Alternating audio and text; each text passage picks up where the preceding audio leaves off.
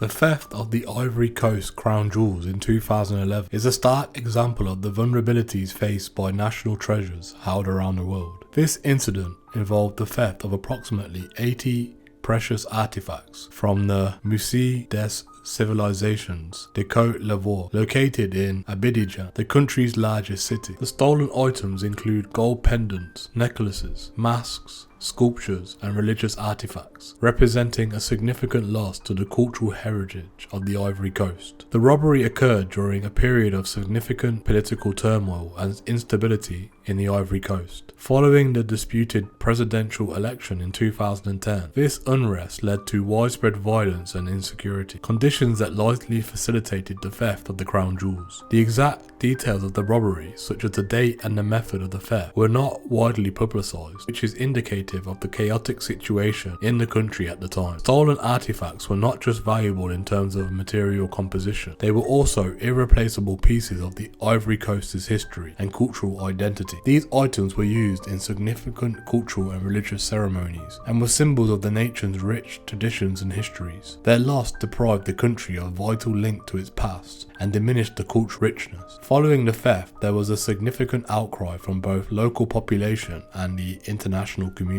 Cultural experts and historians emphasized the importance of these artifacts and urged for their recovery and protection of remaining cultural property. However, recovering stolen cultural items is notoriously challenging, especially in cases where the items might have been smuggled abroad or sold on the black market. As of now, the whereabouts of the Ivory Coast crown jewels remains unknown. There have been no reports of recovery. The theft serves as a reminder of the need for robust security measures at cultural institutions, especially in regions experiencing political and social unrest. It also highlights the global issue of art and cultural property theft, which often goes unreported but can have devastating consequences for national heritage. Efforts to protect and recover cultural artifacts like the Ivory Coast crown jewels require international cooperation and persistent dedication. The loss of such treasures is a loss for the entire world, not just for the nation from which they were stolen, as they represent an irreplaceable part of the human story.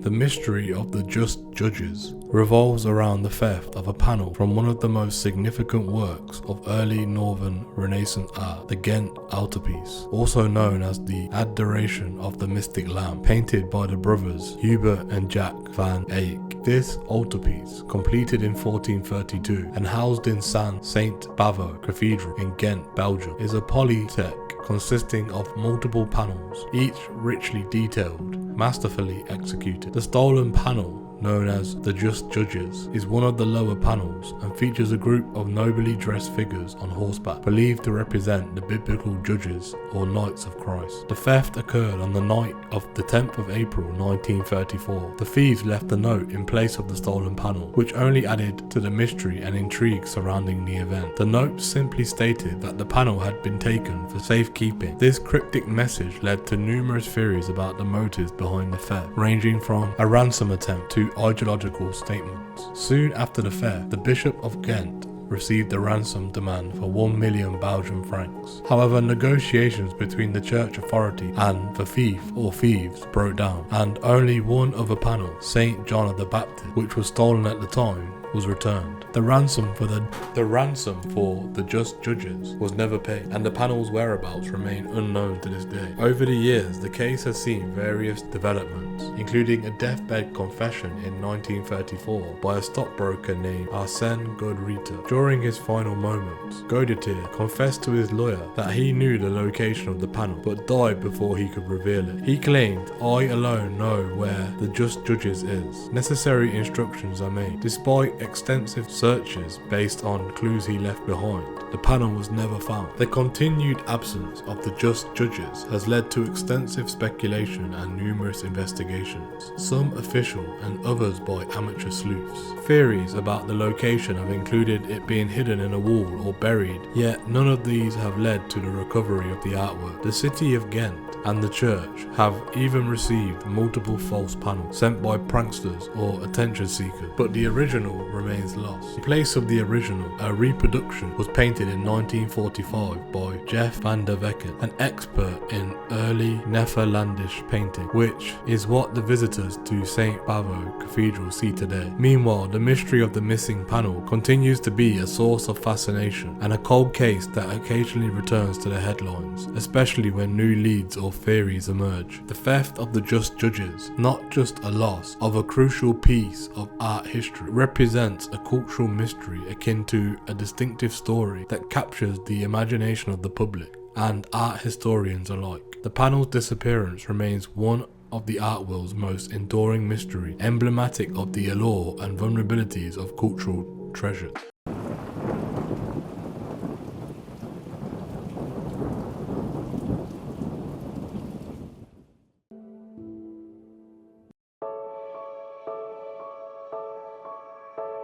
The legend of the Kruger Millions refers to a hidden treasure of gold and coins believed to have been secreted away by the government of South African Republic, commonly known as the Transvaal Republic, during the Second Boer War, 1899 to 1902. This war, fought between the British Empire and the two Boer states, the South African Republic and the Orange Free State, was marked by bitter guerrilla warfare and the desperate measures taken by both sides. President Paul Kruger, who led the South African Republic during these tumultuous times, is central to the legend. As British forces advanced, capturing key Boer cities and severing supply lines, the Boer government was forced to retreat from the Pretoria, their capital, in 1900. It was during this retreat and in the face of impending defeat that the legend of the Kruger Millions began. According to various accounts, as the Boer leaders fled Pretoria, they took with them all the gold from the state's mint and national bank. This gold, freshly minted coin, and possible gold bars was transported using a train and later transferred to wagons when the railway lines were cut by the British forces. The total amount of this gold is speculated to have been considerable, potentially amounting to millions of pounds at the time. However, exact figures remain part of the legend's mystique. Theories about the fate of the gold are as varied as they are imaginative. One popular version suggests that the treasure was buried somewhere along the route between Machadodorp, where President Kruger spent his last days in South Africa, and Mozambique's coastline, from where he eventually fled from Europe. Other accounts suggest that parts of the treasure were buried in different locations to safeguard it from being captured by British troops. Despite numerous searches conducted over the decades, no verified finds have been reported. The Kruger Millions remain elusive, fueling both ongoing treasure hunts and skepticism regarding the treasure's very existence. The rough terrain of the region, combined with the lack of precise records or credible maps, complicates these treasure hunting efforts. The enduring fascination with the Kruger Millions speaks to a larger narrative about the Boer War and its legacy in the South African history. This period was marked by significant upheaval and transformation, leading to the eventual establishment of the Union of South Africa in 1910. The story of the Kruger Millions is intertwined with national pride, the memory of resistance against the British imperialism, and the dramatic saga of the Boer struggle for independence. Modern interest in the Kruger Millions has not waned, inspired by occasional reports of possible sightings of the gold or discovery of old gold coins in the region. These tales, whether substantiated or not, keep the legend alive, blending historical fact with folklore. For many, the treasure symbolizes the unresolved mysteries of South Africa's past and the unbreakable spirit of the Boer people during one of their darkest hours. Whether the Kruger Millions will ever be found or whether they truly exist remains one of the greatest unanswered questions in South Africa's history.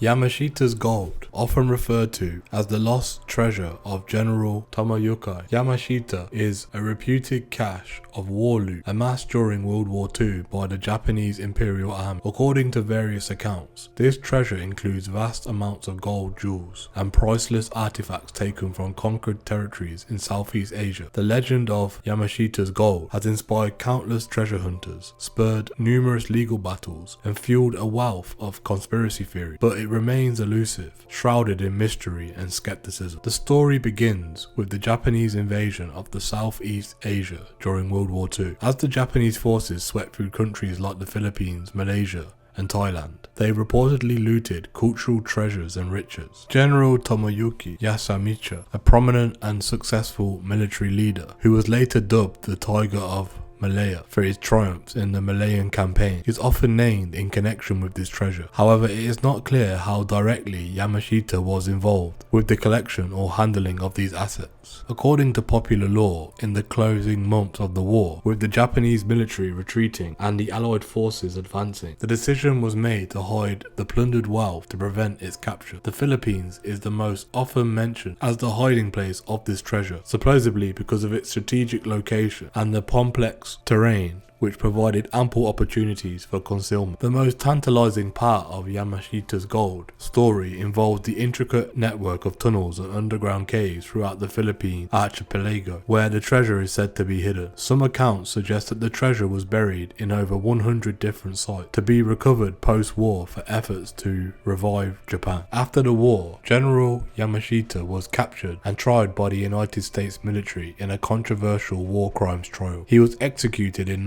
1946, but he never disclosed any information about the hidden treasure, nor was he directly charged with crimes related to looting. The absence of concrete evidence or documented links to the treasure did not deter belief in its existence, which has been kept alive by numerous anecdotes and testimonies over the decades. The allure of Yamashita's gold reached a peak in the 1970s and 80s when a Filipino treasure hunter named Rogelio Roxas claimed to have found a portion of the treasure, including a golden Buddha and several gold bars. His subsequent legal battle with the Philippine government, which seized his find, added a layer of credibility to the legends, suggesting that there might be truth to the tales of the hidden treasure. Despite extensive searches funded by both private individuals and government entities, no significant verified finds have been made. The Philippine legal system and its landscape have been significantly affected by treasure hunting, which often results in scams, unauthorized digs, and false hopes. Argue that the story of Yamashita's gold might be an elaborate myth, an amalgamation of separate smaller incidences of looting and wartime plundering by various parties, inflated into a grand narrative.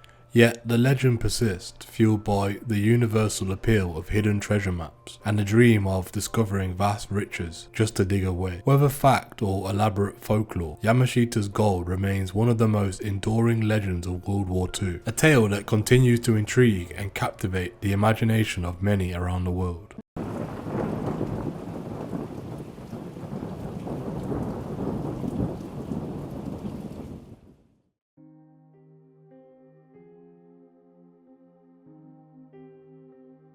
The legend of the Nazi gold train, a mysterious convoy purportedly filled with gold, jewels and other treasures looted by the Nazis during World War II, is a gripping tale that has captivated historians, treasure hunters and conspiracy theorists for decades. The story centers around a train that is believed to have disappeared into the lower Silesian region of Poland towards the end of the war, as the Soviet army closed in on retreating German forces. According to various accounts, in the chaotic final days of the Third Reich, as Allied forces advanced into German-held territory, high-ranking Nazi officials ordered the movement of vast quantities of stolen wealth towards safer areas, primarily in the south and east of Germany. The aim was to use these riches to fund a Nazi insurgency after the war or secure personal escape routes. Lower Silesia, with its complex system of tunnels and mines, many of which were part of the secret Nazi Project Risi Giant was deemed to be a suitable place to hide these assets. The most enduring legend speaks of a train laden with up to 300 tons of gold,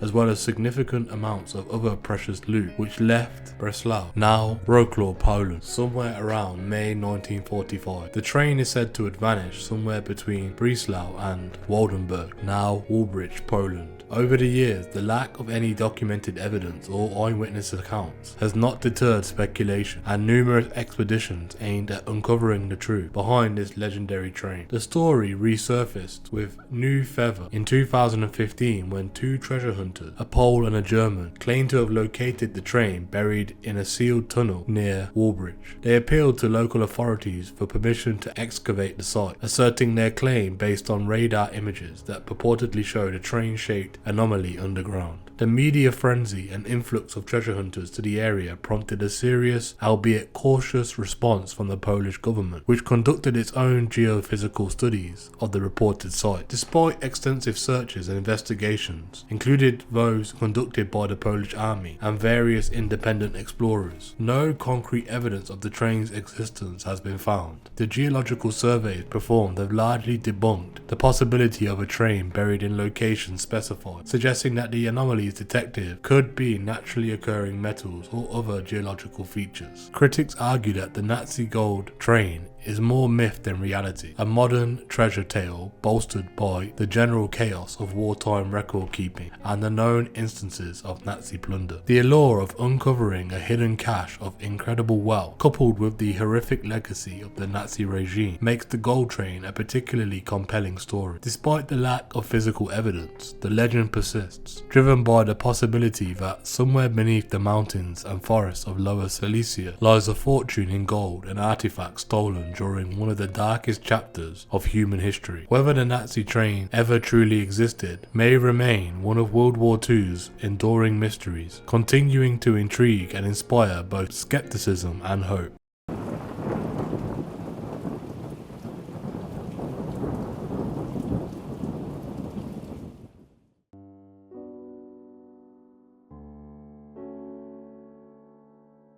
The Oak Island Money Pit is one of the most enduring and tantalizing mysteries in the history of treasure hunting. Located on a small wooden island off the coast of Nova Scotia, Canada, this site has been the focus of treasure hunters for over 200 years, drawn by legends of hidden pirate treasure, ancient artifacts, and even connections to Shakespearean manuscripts and the Knights Templar. The story of the Oak Island Money Pit begins in 1795 when a teenager named Daniel McGuinness discovered a circular depression in the ground while exploring the island. Intrigued by local pirate legends and the peculiar markings on trees nearby, Mr. McGuinness and friends began excavating the site. As they dug, they discovered a layer of flagstones a few feet below the surface, and then several platforms made of oak logs at regular intervals down a shaft. The further down they dug, the more structured and seemingly booby-trapped the pit appeared, with water flooding in from mysterious channels when they reached about 90 feet. This initial discovery set off a treasure hunt that has lasted over 2 centuries, involving dozens of expeditions and a multitude of companies, each driven by the belief that something of immense value lies buried deep beneath the island. Over the years, searchers have found tantalizing clues: a slab stone with a mysterious inscription, bits of a gold chain, a parchment, and more oak platforms at depths reaching 200 feet. Despite these finds, no substantial treasure has ever been unearthed. The theories about what might be hidden in Oak Island Pit are as varied as the search efforts themselves. Some believe that the pit contains pirate treasure hidden from Captain Kidd or Blackbeard, given the island's proximity to their known operating routes. Others speculate that it might hold the lost manuscripts of William Shakespeare, or even the Holy Grail or the Ark Covenant, purportedly hidden by the Knights Templar. One of the most compelling pieces of evidence linked to these theories is the so-called 90-foot stone, a large stone slab found at a depth in the pit bearing an inscribed code. When translated, some claims it reads 40 feet below, £2 million lies buried. This stone and its inscription, however, has since been lost, adding another layer of mystery mystery and skepticism to the legend. The countless excavations and attempts to secure the pit have not only failed to yield a treasure, but also have been marked by tragedy and failure. 6 people have died in accidents during various recovery efforts, and millions of dollars have been sunk into the ground without return. The pit itself has collapsed on multiple occasions, and the site is now a crisscross mess of boreholes, shafts, and flooded tunnels. Today, the Oak Island mystery continues to be explored, fueled by new technologies and a popular television series of The Curse of Oak Island, which chronicles the adventures of modern treasure hunters on the island. Despite numerous setbacks, the allure of the Oak Island money pit remains undiminished, a testament to the enduring appeal of hidden treasure and the human spirit's relentless pursuit of the unknown. Whether the Oak Island money pit contains treasure or is merely an elaborate natural sinkhole misinterpreted by generations of treasure hunters, the legend persists, a captivating enigma of the lost wealth and unquenchable curiosity.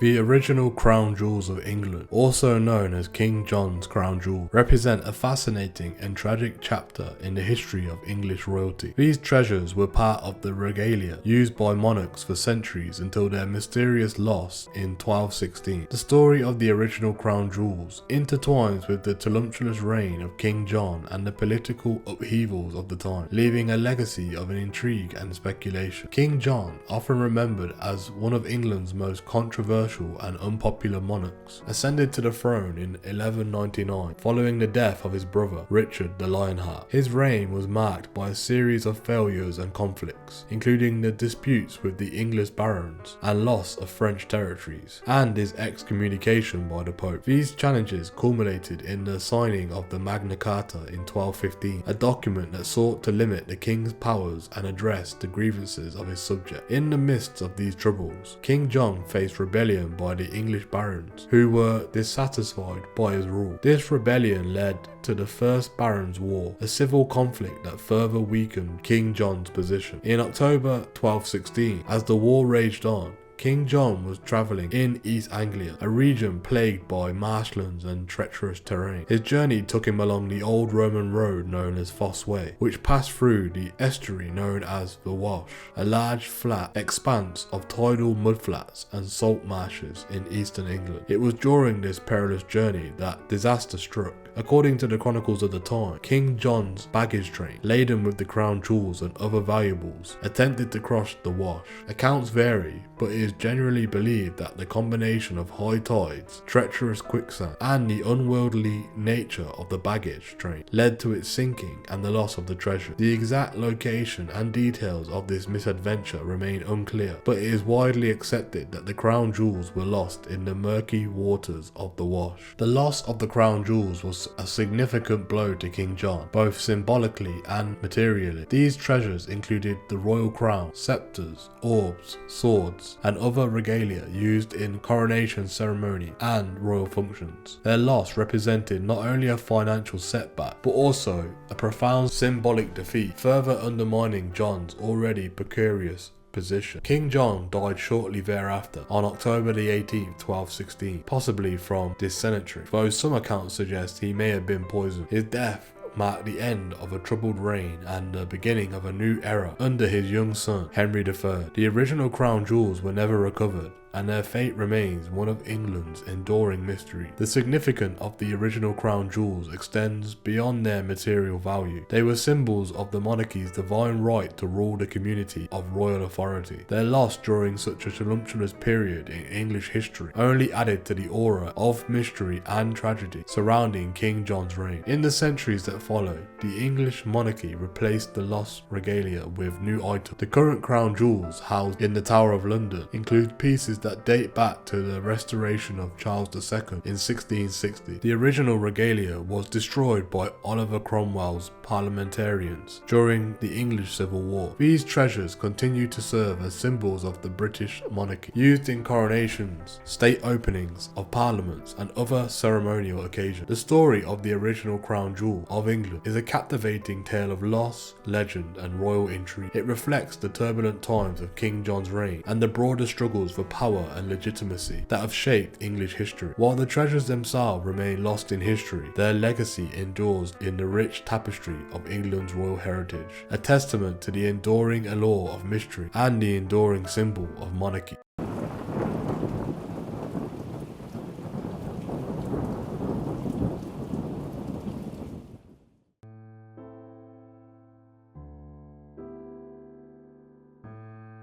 The Patiala necklace was an extraordinary piece of jewellery that epitomised the opulence and splendour of the Indian princely states during the British Raj, commissioned by Maharaja Bipinder Singh of Patiala, one of the richest and most flamboyant Indian princes of the early 20th century. The necklace was a dazzling creation of the French jewellery house Cartier. It represents a significant chapter in the history of luxury, craftsmanship, and the global trade in precious gems. Crafted in 1928, the Patiala necklace was designed with an extravagant display of wealth and power. It was composed of 5 rows of platinum chains adorned with 2,930 diamonds, totaling nearly 1,000 carats. The centerpiece of the necklace was the De Beers diamond, a mammoth yellow diamond of 234.65 carats, which was at the time the 7th largest diamond in the world. The necklace also included other large and rare diamonds and was embellished with Burmese rubies, adding to its allure and grandeur. The Maharaja of Patiala was known for his luxurious lifestyle and his passion for exquisite jewellery.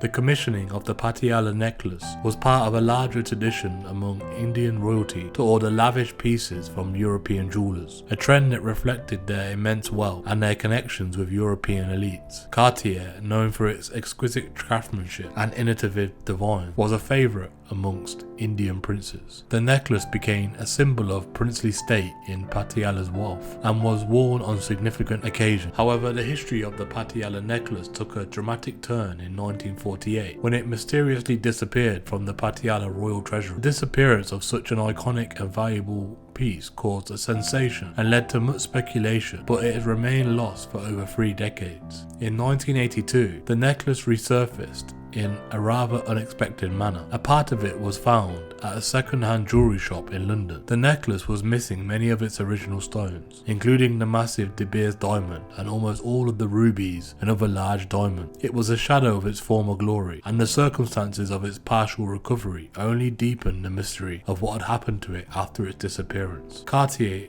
eventually acquired the remains of the Patiala necklace and undertook a painstaking restoration project.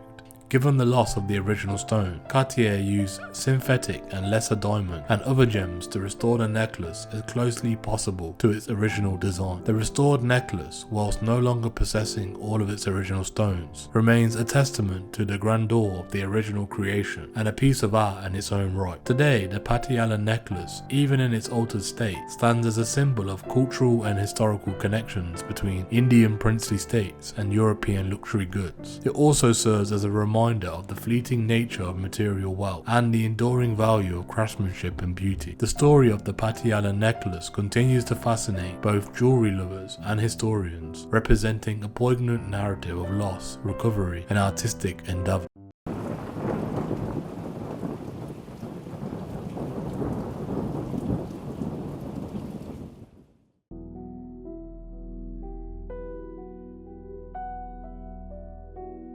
Peking Man refers to a group of fossil specimens of Homo erectus discovered in the 1920s and 1930s at Zhaokodian near Beijing, China. These fossils are significant in the study of human evolution, representing one of the earliest known humans to use fire and basic tools, dating back approximately 500 to 780,000 years ago. The discovery of Peking Man was a pivotal moment in paleontology. It provided the first clear evidence that early early humans inhabited Asia, which helped to expand the understanding of human evolution beyond Europe and Africa. The site of Zalcodian became a treasure trove of scientific data, yielding not only multiple hominid fossils but also tools, evidence of controlled use of fire, and animal bones with cut marks from the butchery. The fossils themselves were unearthed over several years by an international team of researchers. This work was led initially by Swedish geologist Johan Gunnar Andersson and later by Canadian anatomist Davison Black, who received significant funding from the Rockefeller Foundation to continue the excavations. Their efforts culminated in the identification and naming of a new type of early human, which Black called Sinomphorus pekinensis, now classified as Homo erectus pekinensis. However, the story of the Peking man took a dramatic and troubling turn during World War II. In 1941, as Japanese troops approached Beijing, the decision was made to send the fossil skulls and other remains to the United States for safekeeping. They were packed into 2 crates and handed over to the US Marines to be shipped out of China. Tragically, the fossils vanished in the chaos of war, likely during their transport to the port city of Qinghangdao. Despite extensive searches and investigations after the war, the original Peking man fossils have never been recovered. The loss of the original Peking man fossils remains one of the greatest losses to science from World War II. Theories about their fate abound, including speculations that they might still lie buried somewhere on the ocean floor if the ship carrying them was sunk. Others believe that they may have been buried or hidden on land, either intentionally or accidentally. While casts of the original fossils still exist and are used for scientific research, the loss of the original specimens is irreplaceable. These casts and the continued excavations at Zalcodian, which still yield significant paleontological data, help ensure that the legacy of Peking man continues to contribute to our understanding of human evolution. The mystery of the lost Peking man continues to intrigue both the scientific community and the public. It serves as a poignant reminder of the vulnerabilities of cultural scientific treasures during the times of war. The ongoing interest into their whereabouts underscores the universal importance of our shared human heritage and the continued quest to understand the ancient past.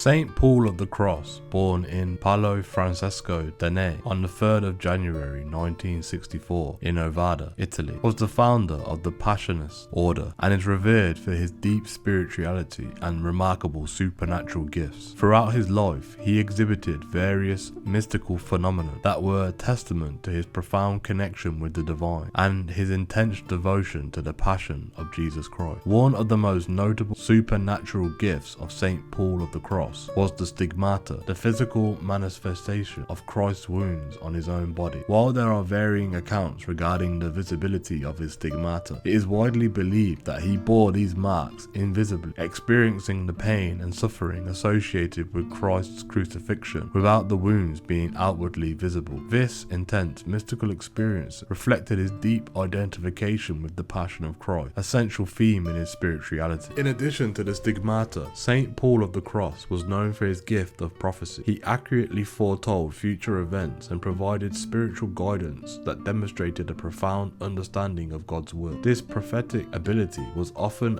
evident in his interactions with others, where he would offer insights and counsel that revealed a deep spiritual wisdom. Saint Paul of the Cross also possessed the gift of bilocation, the ability to be present in 2 places simultaneously. Several accounts document instances where he was seen to be in different locations at the same time, offering spiritual assistance and participating in various religious activities. This extraordinary phenomenon was viewed as a sign of his saintcy and his unique role in God's plan. Another significant supernatural gift attributed to Saint Paul of the Cross was his ability to perform miraculous healings. Numerous accounts detail how he prayed over the sick and afflicted, resulting in their recovery from various ailments. These healings were often accompanied by his frequent prayers and his invocation of the Passion of Christ, underscoring the spiritual power of his intercessory prayers. Saint Paul of the Cross was also known for his deep mystical experiences during prayer. He often entered into profound states of ecstasy,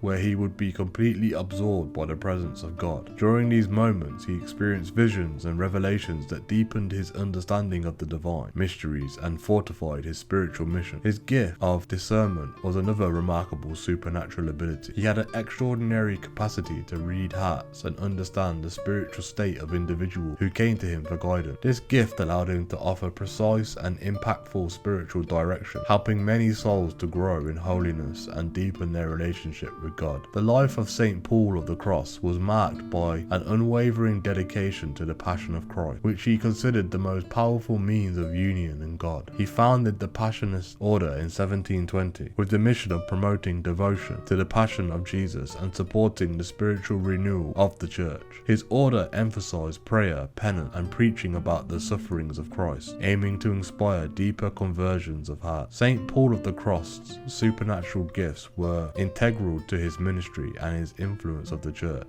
His life works continue to inspire the faithful, emphasizing the transformative power of meditating on the Passion of Christ. Canonized in Pope Pius IX in 1867, he is remembered as a mystic, a prophet, and a healer whose legacy endures the ongoing work of the Passionist Order. For those interested in delving deeper into his life and mystical experiences, various biographies and scholarly works provide extensive insights. Sources such as the writings of the Passionist community, historical accounts, and documented testimonies from those who knew him offer a comprehensive understanding of the remarkable supernatural gifts of Saint Paul of the Cross.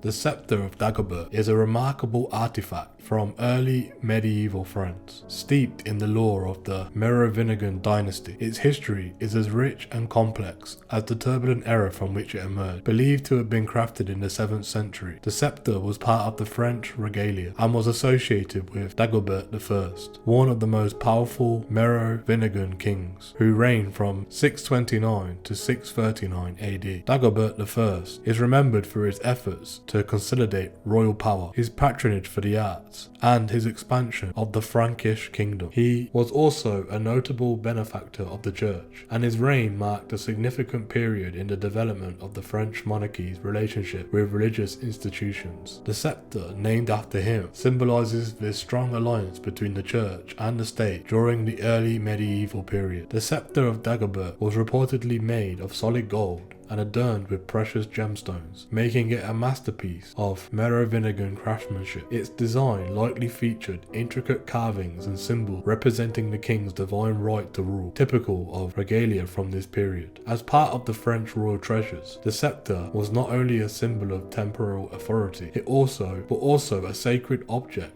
used in the coronation ceremonies of French kings. For centuries, the scepter was kept at the Basilica of Saint Denis near Paris, which served as a burial place for French monarchs. The basilica was a fitting home for the scepter, giving its historical association to the Merovingian dynasty and its role as a religious and political landmark. However, the scepter of Dagobert, along with many other royal artifacts, disappeared under mysterious circumstances. The most notable loss occurred during the French Revolution, a time when the revolutionary fervor led to a ransacking of royal and religious sites across France. In 1795, the Basilica of Saint Denis was targeted by revolutionaries who looted the treasury and desecrated royal tombs. Many items were stolen, destroyed, or melted down for their precious metal, and the scepter of Dagobert was amongst the treasures that went missing. Since its disappearance, the whereabouts of the scepter of Dagobert have remained a mystery. No conclusive evidence of its survival has ever been found, leading many to believe that it was destroyed during the upheaval of the revolution. Despite this, the scepter continues to hold its place in French historical lore, emblematic of the nation's rich and often tumultuous history. The loss of the scepter of Dagobert is not merely a tale of its stolen artifact. It represents a broader narrative about the cultural and political shifts that have shaped France. The disappearance of such an emblematic object highlights the vulnerability of cultural heritage, especially during periods of social and political strife. Today, the story of the scepter of Dagobert serves as a poignant reminder of the heritage that can be lost in the times of change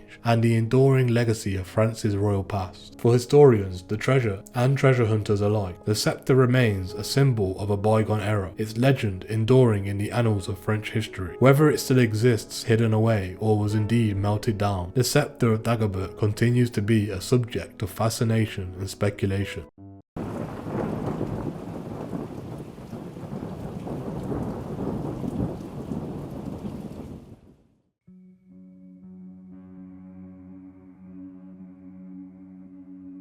The royal casket, also known as the Sejm casket, is a poignant symbol of Poland's rich historical tapestry and the tragic losses during the periods of conflicts and occupation. The casket itself was a relatively small, ornate box made of oak and covered in red Moroccan leather, but it held a vast historical significance due to its contents. 73 precious relics associated with Polish royalty. These relics included miniatures, jewels, medals, and decorations that had once belonged to Polish kings and queens. Among these were personal items such as watches, portraits, and snuff boxes, each rich with historical connections to key figures in Polish history. Many of these items were made of gold and encrusted with jewels, embodying not only the wealth of the Polish monarchy, but also the cultural and artistic achievements of Poland through the centuries. The royal casket was created in the late 18th century, a period marked by disintegration, Polish-Lithuanian Commonwealth under the pressures of neighbouring powers. The casket was initially housed at the royal castle in Warsaw, serving as a repository of national heritage and a poignant reminder of the sovereign identity of the Polish nation. However, the casket's journey took a dramatic turn during the German invasion of Poland in September 1939. At the outset of World War II, as the Wehrmacht advanced, many Polish treasures were hurriedly hidden or moved in attempts to safeguard them from looting. The royal casket was moved from the royal castle to the town of Sieniawa in southern eastern Poland, where it was hidden. Unfortunately, the hiding place was compromised. In October 1939, the casket was located by German forces, an act that symbolized the broader disgregation and plunder of Polish cultural heritage during the occupation. The contents of the royal casket were scattered, and many pieces were taken to Germany as part of the extensive looting of art and cultural artifacts by the Nazis. Following the war, despite extensive efforts to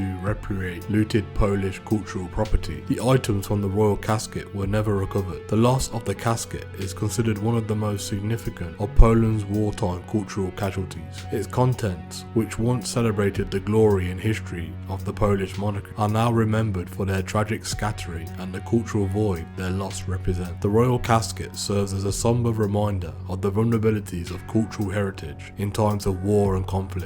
Its story resonates deeply in Polish memory, symbolizing not only the losses endured during the Second World War, but also the resilience of the Polish culture and the ongoing efforts to reclaim and commemorate the nation's rich historical legacy. The quest to locate and repatriate these lost treasures continue, driven by hope that some pieces of the royal casket might someday resurface and be returned to their rightful place in Polish history.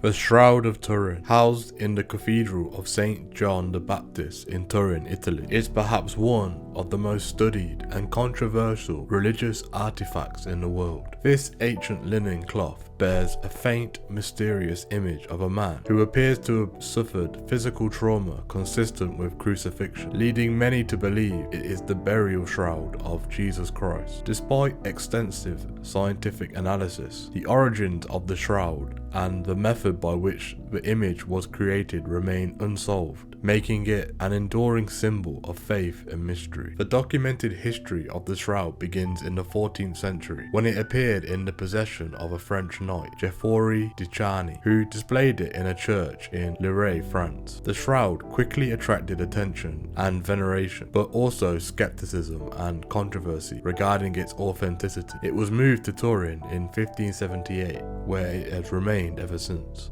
Earlier references to cloths with miraculous images, such as the image of Edessa or of Mandyline, have led some to speculate that the Shroud of Turin could be the same relic under different names, thus pushing the origins back to early Christianity. However, these connections were speculative and lack definitive evidence.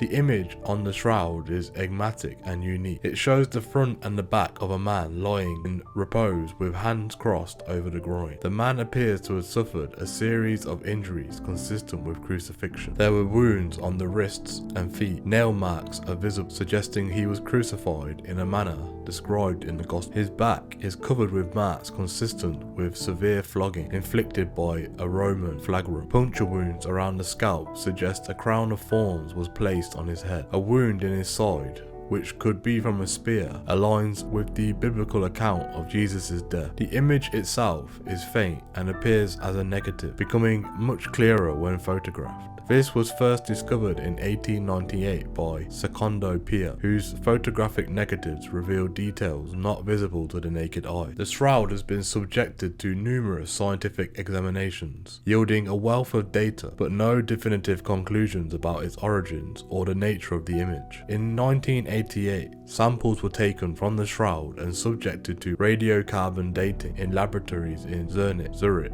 Oxford, and Tuscan. The results indicated a date range of 1260 to 1390 AD, suggesting the shroud was a medieval creation. However, critics argue that the sample may have been contaminated or taken from a section that was repaired in the Middle Ages, not from the original cloth. Studies of pollen grains trapped in the fibers of the shroud have identified plants native to the Middle East, particularly around Jerusalem, suggesting the shroud could have originated there. The weave pattern, the rare herringbone twill, has also been cited as consistent with 1st century cloth. Traces of human blood have been found on the shroud, specifically of the AB blood type, which is relatively rare but more common in the Middle East. These findings support the hypothesis that the shroud was used to wrap a crucified man. However, the degradation and contamination over centuries make definitive conclusions difficult. Various theories have been proposed to explain how the image was formed. Hypotheses range from natural chemical reactions to artistic techniques to more exotic ideas such as a burst of radiation at the moment of resurrection. Despite numerous experiments, no one has successfully replicated the shroud's image under conditions that align with all its known characteristics. The authenticity of the Shroud of Turin remains subject to fierce debate. Radiocarbon dating results have led many to conclude that the shroud is a clever medieval forgery created to attract pilgrims and veneration. Proponents of this theory suggest it could have been made using artistic techniques or early photographic methods. Many believers argue that the shroud is indeed the burial cloth of Jesus, pointing to the detailed anatomical and pathological accuracy of the wounds, the presence of the Middle Eastern pollen, and the unique characteristics of the image as evidence of its authenticity. Some researchers propose the shroud is created by natural phenomena that we do not yet fully understand, potentially involving complex chemical reactions. Others suggest it may have been a burial cloth of a crucified man, but not necessarily Jesus. Regardless of its origins, the Shroud of Turin holds immense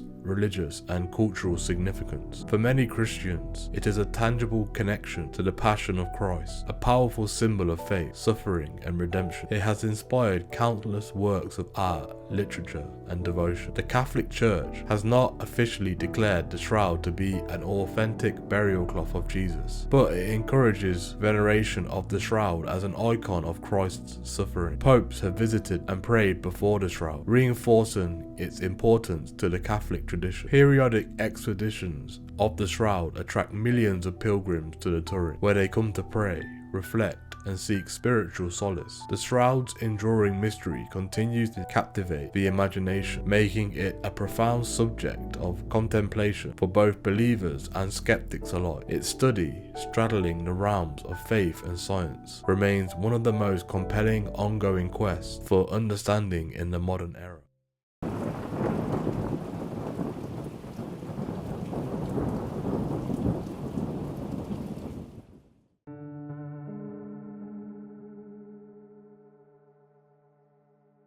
The Romanian treasure refers to a significant cache of national valuables, including gold reserves, priceless artifacts and cultural treasures that was sent out of Romania during World War I for safekeeping but were never fully repatriated. This complex and intriguing historical episode underscores Romania's precarious position during the conflict and the broader geopolitical struggles of Eastern Europe during the early 20th century. As World War I unfolded, Romania, after joining the Allies in 1916, found itself in a vulnerable position due to its geographical location and the advancing Central Powers. In an effort to safeguard the nation's treasures against potential occupation and looting, the Romanian government made a fateful decision to transport its gold reserves and other national treasures to Russia, which was then an ally for safekeeping. In late 1916 and early 1917, approximately 93.4 tons of gold bullion and 12 tons of gold coins were transported by train to Moscow. Along with these monetary reserves, numerous other valuable items, including important historical documents, work of arts, and archive materials were also sent away. The choice of Russia as a secure location reflected the alliances and strategic consideration of the time, but would soon be complicated by dramatic shifts in Russia's political landscape. The situation took a drastic turn in 1917 following the Bolshevik Revolution. The new Soviet government under Lenin was hostile to the existing entities and skeptical of bourgeois governments such as Romania's. Initially, the Soviet regime acknowledged the deposits and agreed to safeguard them. However, the chaos in the Russian Civil War and subsequent shifts in Soviet policy led to the treasures being appropriated by the new government. Post-war efforts by Romania to recover the treasures were fraught with diplomatic challenges and were largely unsuccessful. The Soviets returned only a fraction of the deposited gold in the 1930s and retained the rest under various pretexts, citing issues ranging from compensation for Romania's occupation of parts of the Soviet Union during the war to claims of the gold being lost during the internal turmoil in Russia. The unreturned portion of Romanian treasure remains a contentious issue between Romania and Russia, complicated by the lack of comprehensive records and the political changes both countries have undergone since the treasure was first sent to Moscow. Over the decades, numerous Romanian delegations have attempted to negotiate the return of the treasure, and the topic periodically resurfaces in diplomatic discussion. The case of the Romanian treasure is emblematic of the broader vulnerabilities and disruptions experienced by smaller nations caught in the crossfire of larger powers during wartime. It also highlights the difficulties in protecting national heritage and assets during times of conflict, a lesson that resonates with many countries around the world. Today, the Romanian treasure remains a poignant symbol of national loss and the continuing quest for historical and cultural restitution. It embodies the broader narrative of Romania's struggles and resilience through the upheavals of the 20th century, serving as a reminder of the enduring importance of cultural heritage and the complexities of international relations.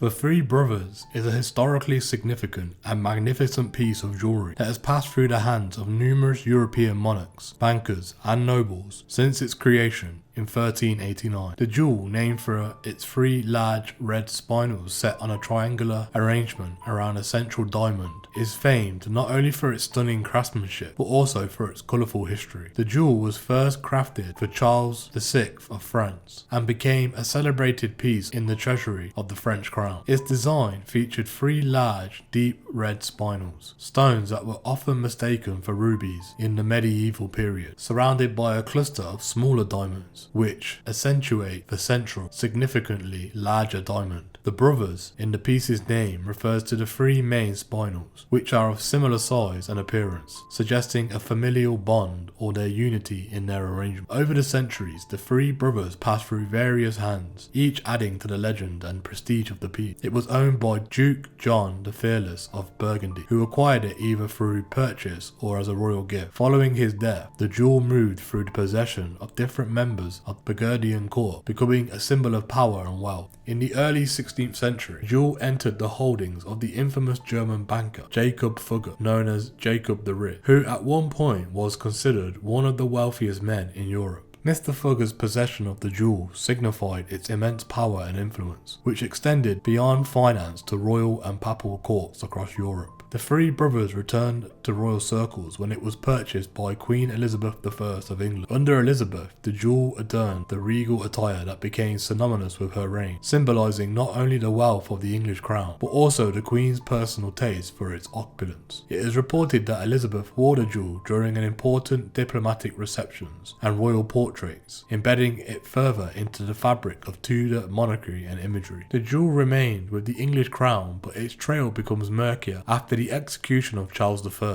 and the subsequent abolition of the monarchy during the English Civil War. It is believed that during this period of turmoil, many crown jewels were sold, lost or destroyed. The three brothers was likely sold off by the wife of Charles I, Henrietta Maria, in an effort to raise funds during the family's exile. What became of the three brothers after its sale is largely unknown. Its last recorded sighting was around 1645, and since then it has vanished from all records. The disappearance of such a notable artifact has sparked numerous theories and legends, suggesting that it might still exist, unrecognized or possibly altered in a private collection, or perhaps lost to history entirely. The story of the three brothers is emblematic of the turbulent history of European monarchy, where the jewels and artifacts were not just symbols of wealth and status, but also tools of diplomacy and even collateral in times of financial necessity. The three brothers not only illustrates the flow of valuable artifacts through the hands of various historical figures, but also underscores the cultural and historical significance that such pieces hold, far beyond their intrinsic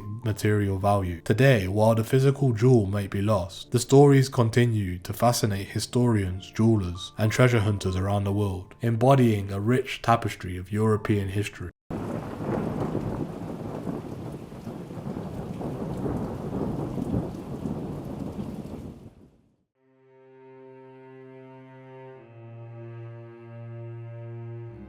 The treasure of Lima is one of the most fabled lost treasures in the annals of pirate lore and colonial history, encapsulating a saga of betrayal, greed, and unimaginable riches. This vast treasure originally belonged to the Spanish Viceroyalty of Peru and was amassed during the early 19th century, when Lima was a rich colonial capital flush with wealth from Andean silver and gold mines. This story goes in the aftermath of the South American Wars of Independence, led by figures like Simon Bolívar and José de San Martin. Spanish royalist leaders in Lima found themselves in a precarious position. In 1820, with anti-royalist forces closing in, they decided to secure the city's wealth by sending it away for safekeeping. The treasure included gold, silver, jewels, religious artifacts, and other valuable items worth, by some estimates, today's equivalent of several $1 billion. The task of transporting this immense wealth was entrusted to British Captain William Thompson, commander of the brig Mary Dear. The plan was to ship the treasure to Mexico, but Captain Thompson had other intentions. Once out at sea, Mr. Thompson and his crew mutinied, killing the Spanish guards on board and altering their course. Instead of heading to Mexico, they sailed to the Cocos Islands, a remote island in the Pacific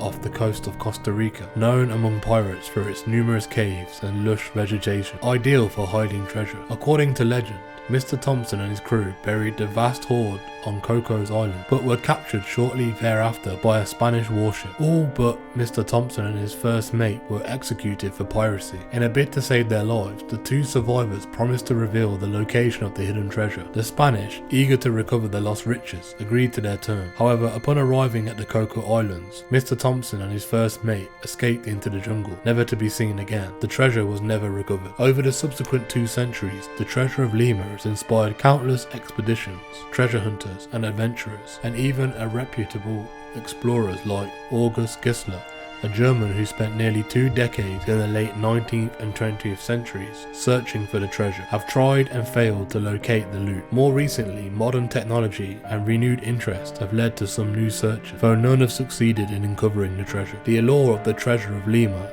is not just in its monetary value, but also the perfect story it represents. A treasure map marked by X, a pirate's betrayal, and a hidden chest of untold riches on a desert island. Yet, for all the romantic appeal, the treasure has also brought considerable danger. The dense jungles of the Cocos Islands and the challenge of its remote location have made treasure hunting a perilous endeavor. The island itself has since become a Costa Rican national park, further complicating any potential recovery efforts. Protected environmental status means the treasure hunting is not only more difficult, fraught with legal hurdles. Whether the treasure of Lima remains buried in the Cocos Islands, was moved, spent, or was merely a myth from the start continues to be a subject of debate and daydreams. What is certain is that it remains one of the greatest treasure mysteries of the modern world, continuing to captivate the imaginations of people around the globe.